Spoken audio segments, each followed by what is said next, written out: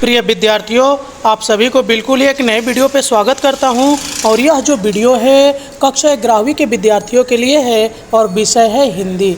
आज मैं आप लोगों के इस वीडियो में गबन का जो अधूरा भाग छूट गया था उसका मैं बहुविकल्पीय प्रश्न लेकर आ गया हूं और आज मैं उसको पूरा कर दूंगा। आज के इस वीडियो में ये जो हमारा गबन का भाग 4 वीडियो मैं बना रहा हूं। यदि आप इसके पहले का वीडियो नहीं देखे हैं तो हमारे चैनल के प्लेलिस्ट में जाकर देख सकते हैं, जिसका नाम लिखा हुआ है WB क्लास 11 सेमेस्टर 1 हिंदी लिखा होगा। ठीक है। यदि आप इसका PDF चाहते हैं तो इस वीडियो के डिस्क्रिप्शन में मेरा WhatsApp नंबर दिया गया है, आप वहां से जुड़कर मेरे से PDF ले सकते हैं कुछ टर्म्स एंड कंडीशन के द्वारा। तो आज के इस वीडियो में मैं गबन जो मुंशी प्रेमचंद्र द्वारा लिखित बहुत ही चर्चित उपन्यास है उसके बहुविकल्पीय प्रश्न लेकर आ गया हूँ। भाग होगा आपका 13 से लेकर 27 के बीच में। चलिए शुरू करते हैं। रमा की पत्नी जल्पा के व्यवहार में परिवर्तन का मुख्य कारण क्या था? तो जल्पा का पति के प्रति सेवा भाव का उदय। रमा के दफ्तर जाने से पहले जल्पा कौन सी वस्तुएं तैयार करती थी? तो धोती और साबुन। रमा ने गहने खरीदने के बाद किन लोगों को रमा के आभूषण प्रेम की सूचना मिल गई थी? तो शहर के सभी सर्राफों को। रमा ने दलाल से क्या कहा जब उसने गहने की संदूकची खोली? तो गहनों को देख लेने की बात कही थी। कंगन और रिंग के गहनों की चमक देखकर जागेश्वरी और जल्पा का क्या व्यवहार था? तो ये था, वे गहनों की चमक दमक से मोहित हो गई थी। जागेश्वरी ने कंगन पहनने के बाद क्या प्रतिक्रिया दी थी? तो उन्होंने कंगन को तुरंत उतारने का प्रयास किया था। जल्पा ने रमा से क्या पूछा जब उसने कहा कि गहने मुफ्त मिल रहे हैं? तो तुम यह गहने पर क्यों लाए? रमा ने जल्पा को गहनों के दाम बताने पर क्या उम्मीद दी थी? तो जल्पा दाम सुनकर गहने वापस करने को कहेगी। दलाल चरणदास ने गहनों की कीमत कितनी बताई थी? तो 850 रुपये। जब जल्पा ने गहनों के लिए 700 रुपये की कीमत तय की तो दलाल ने क्या प्रतिक्रिया दी थी? तो उसने जल्पा की बात मान ली थी। रमा की आर्थिक स्थिति को लेकर जल्पा का क्या विचार था? तो रमा की आर्थिक स्थिति अच्छी नहीं थी। रमा ने किस भाव से जल्पा से पूछा कि क्या उसे गहने रखने हैं? तो हंसी मजाक में। जल्पा ने दलाल से क्या कहा जब वह गहनों के दाम के बारे में बातचीत कर रही थी? तो अपनी चीज़ ले जाओ। रमा की मानसिक दशा तब क्या थी जब जल्पा ने गहनों को ऊपर ले जाकर पहना? तो चिंतित और दुखी। आगे देख लेते हैं कहानी में किस स्थिति ने रमा पर भारी आर्थिक बोझ डाल दिया था? तो जल्पा की गहने लौटाने की अनिच्छा। जल्पा का पहले का जीवन कैसा था? तो उदास और एकांतवासिनी। जल्पा के जीवन में बदलाव क्यों आया? तो उसके पास गहने आ गए थे। मोहल्ले की खियों में जल्पा का सम्मान क्यों बढ़ गई थी? तो उसकी मधुर वाणी और शील के कारण। रमा की जल्पा के प्रति क्या भावना थी? तो प्रेम और समर्पण। सिनेमा जाने पर जल्पा की किस बात पर ध्यान गया? तो वहाँ की रमणियों की आज़ादी पर। रमणी मने जो युवा जो लड़कियाँ होती है। जल्पा ने परदेवालियों के साथ क्यों बैठना बंद किया था? वह फैशनेबल औरतों की बराबरी करना चाहती थी। रमा का पहले पर्दे के प्रति क्या दृष्टिकोण था? वह पर्दे का अनन्य भक्त था। जल्पा और रमा की सिनेमा जाने की योजना के बारे में क्या सही है? तो वे पहली बार सिनेमा में एक साथ बैठे। रमा ने जल्पा के लिए क्या खरीदा था? तो साड़ी और घड़ी। रमा और जल्पा को किसके घर चाय पार्टी के लिए निमंत्रण मिला था? तो वकील पंडित इंदुभूषण के। रमा ने वकील साहब के सामने खुद को कैसा प्रस्तुत किया? तो उसने अपनी स्थिति को बढ़ा चढ़ाकर पेश किया था। जल्पा की किस बात से रमा को गर्व होता था? तो उसके रूप से। रमा और जल्पा को किस बात की चिंता सताने लगी थी? पैसे की कमी। उसके बाद है रतन और वकील साहब के सामने जलपा और रमा की स्थिति कैसी थी, तो वे झिझक रहे थे। रमा ने जलपा के नए समाज में प्रवेश को कैसे देखा, तो उसने इसका समर्थन किया था। रमा के साथ चाय पार्टी में कौन आई थी, तो उसकी नाते की बहन। चाय पार्टी में कौन नहीं आया था, तो वकील साहब। दयानाथ ने चाय पार्टी के दौरान क्या किया था, तो घर से टल जाना उचित समझा था। रतन ने चाय पार्टी में किस विषय पर चर्चा नहीं की, तो यह है कंगन की। गंगू की दुकान पर रमा ने कितने रुपए जमा किए थे, तो 600 रुपये। गंगू के अनुसार रमा के पिछले कितने महीने से पैसे नहीं मिले थे, तो 8 महीने से।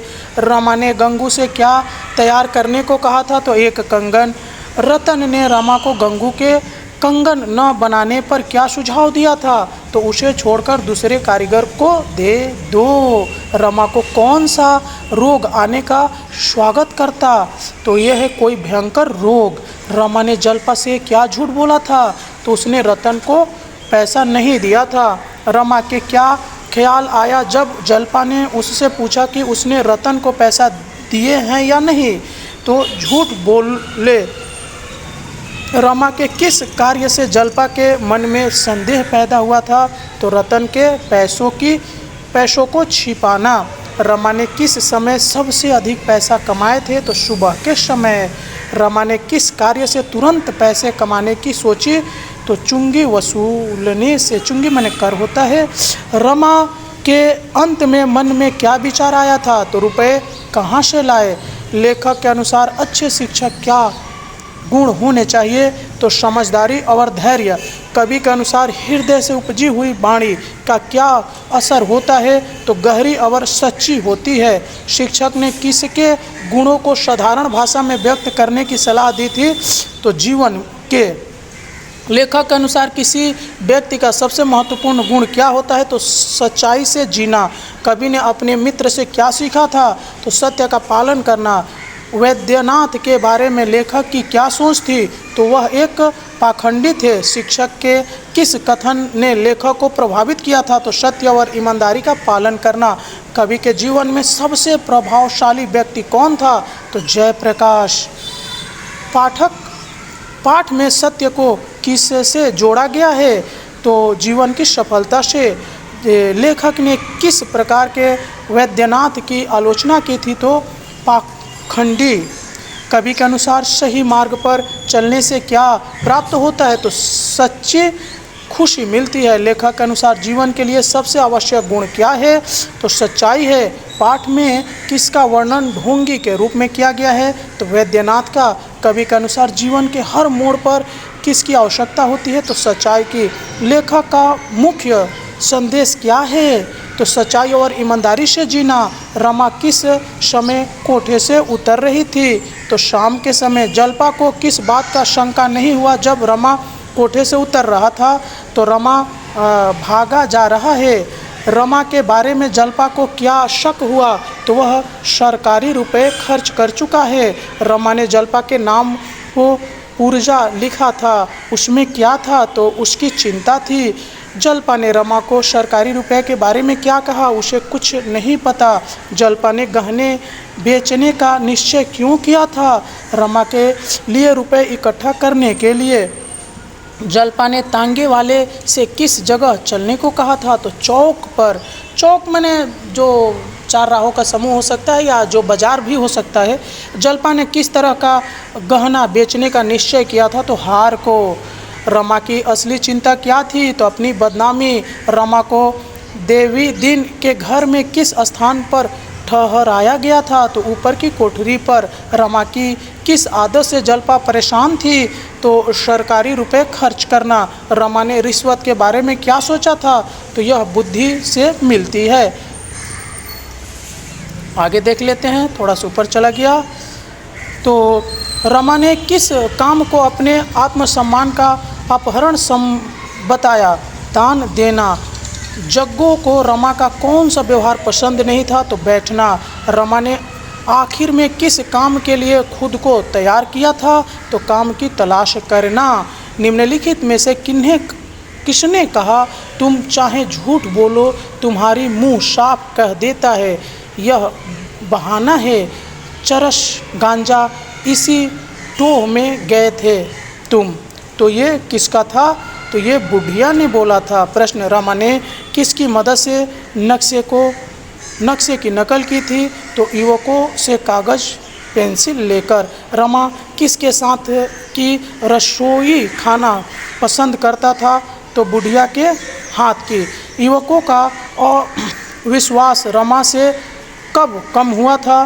तो जब रमा ने नक्शे की नकल की थी। किसके कारण बुढ़िया का हृदय गदगद हो उठा था? तो ये हो गया था जब रमा ने कहा कि वह बुढ़िया को अपनी माता मानता है। रमा ने घर पहुंचकर किस पर ध्यान केंद्रित किया था? तो नक्शे को हल करने पर। रमा ने किससे पूछा कि उत्तर किसके पास भेजना होगा? तो ये युवकों से। बुढ़िया ने रमा को कौन सी सलाह दी थी? तो उसने सलाह दिया था कि खाना पकाने के लिए ब्राह्मणी रखने की सलाह दी थी। बुढ़िया ने रमा को कितने रुपए दिए थे? तो 50 रुपये। देवी दिन ने रमा को क्या दिया था? तो दिया था एक लिफाफा जिसमें रुपए थे। रमा ने बुढ़िया के हाथ के भोजन के बारे में क्या कहा था? तो उसने कहा था कि उसे प्रेम से भरा हुआ मानता है। रमा ने किसे अपनी माता माना है? तो बुढ़िया को। बुढ़िया ने रमा के भोजन को किस प्रकार का बताया था? तो उसे बताया था प्रेम से भरा हुआ। रमा ने बुढ़िया के साथ कौन सी विशेषता की बात की थी? तो प्रेम और पवित्रता की बात। बुढ़िया ने रमा को किस बात के भोजन के लिए प्रोत्साहित किया था? तो खटिक भोजन के। ठीक है, तो अभी तक आप मेरे वीडियो को देख रहे हैं तो वीडियो को लाइक करिए, कमेंट करके बताइए कि आप किस डिस्ट्रिक्ट से मेरे वीडियो को देख रहे हैं। चलिए मिलते हैं किसी और वीडियो में, तब तक के लिए जय हिंद।